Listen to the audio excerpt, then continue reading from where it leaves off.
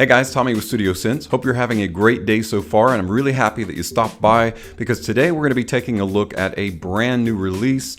Actually, it was released a month or so ago, and I'm just now getting my hands on it, thankfully. If you're at all a fan of Jean-Paul Gaultier, and in particular the Le Beau line of fragrances, there are a ton of them, then you're probably going to be interested in this new release. So when we come back, we're going to take a look at the new Jean-Paul Gaultier Le Beau Le Parfum, continuing to follow in the trend of all things Le Parfum. That and more is coming your way, so stay tuned.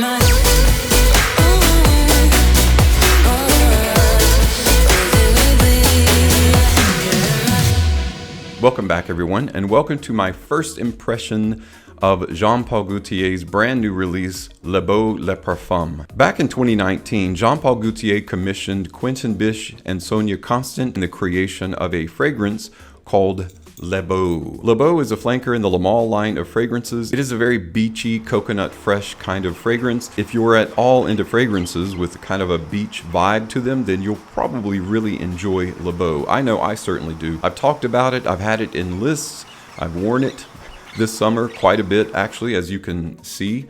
I'm down to almost the solar plexus. I really enjoy this fragrance. Not only that, but I think it's probably the best looking presentation in all of the Le Beau line of fragrances. This bottle style kind of reminds me of the old, well, I don't know how old it is, but the Superman cartoon from Warner Brothers, where the muscles were less defined and more chiseled.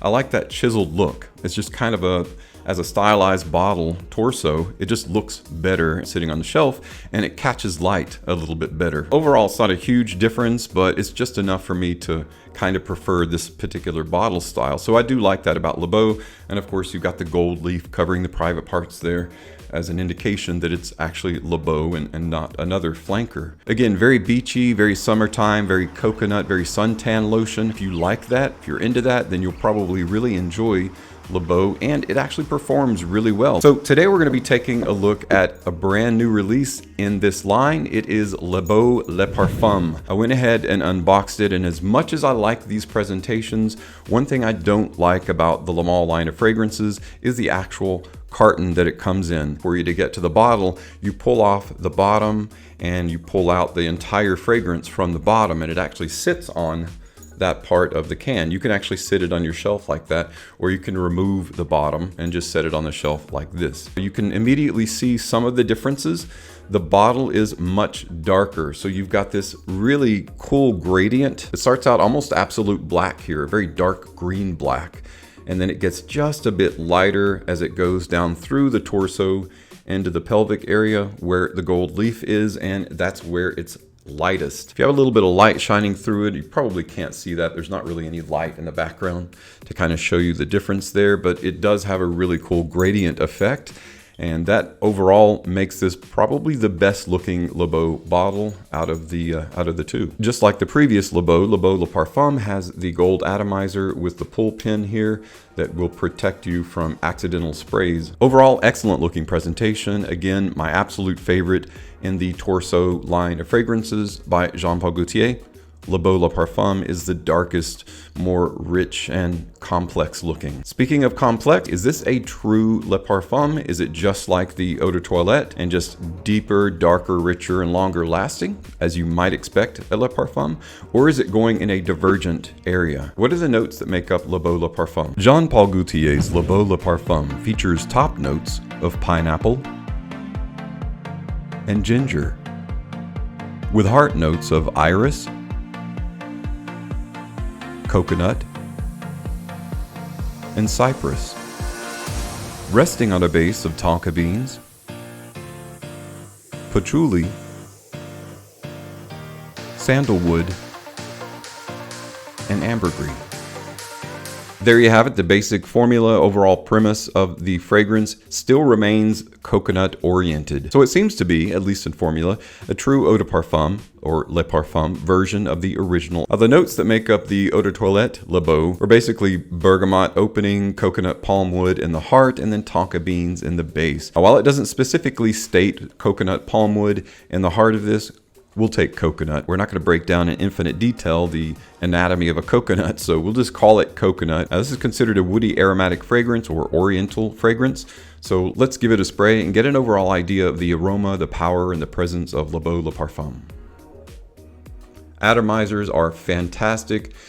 The atomizer is designed to spray a very wide array. You want to hold this pretty close to your skin. In a moment, I'll show you the commercial spot for this, and I'll show you an accuracy in that commercial and an inaccuracy as well, something you might want to stay away from. But at any rate, you want to hold it relatively close to your skin, within a few inches. It's going to cover a pretty wide area, so just be aware of that. Definitely a true Le Parfum to the original Eau de Toilette. That formula is so smooth, it's so welcoming, it's so coconut rich. It reminds me, if you'll indulge a scenario really quickly, it reminds me of when you're on a beach vacation and you're with your significant other and you're talking about what you want to do for dinner that evening, and you want to do something a little bit romantic because, you know, it's something new, it's something different. So you go to this place that's out of the way, that's been known to be really good, and you have just a fantastic date night. That's what this kind of reminds me of. So it's not only got that beachy vibe to it, that summertime coconut vibe, suntan lotion kind of vibe, but it also has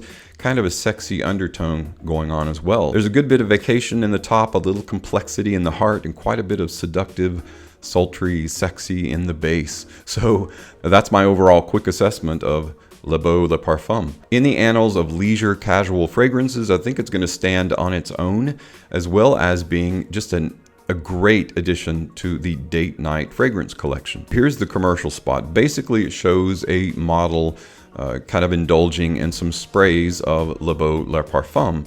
And what I do like about the commercial, it does show you an appropriate length to hold the bottle when spraying. However, if you're at all a fragrance aficionado with just a little bit of OCD, don't instantly run your fingers through the fragrance oils after you spray it on. That's called bruising, and it could potentially affect negatively the overall sillage and performance of the fragrance. So you don't want to do that. After you've sprayed it, leave it alone. It'll do its own thing. Again, just as the bottle is black from the almost clear Eau de Toilette, it's like a dressed up version. This has a dressed up vibe to it. You could definitely wear it to an upscale, albeit a little bit more laid back upscale kind of event or environment. It is ultra sexy in the dry down, making it a great addition to your date night fragrance collection. This is pretty much a spring and summer vacation, casual wear, leisure fragrance that can also be utilized in any upscale or dressed up events that you might find yourself spontaneously going to on vacation. There's a website you can purchase this on. This is a 125 ml bottle, and it runs about 115 bucks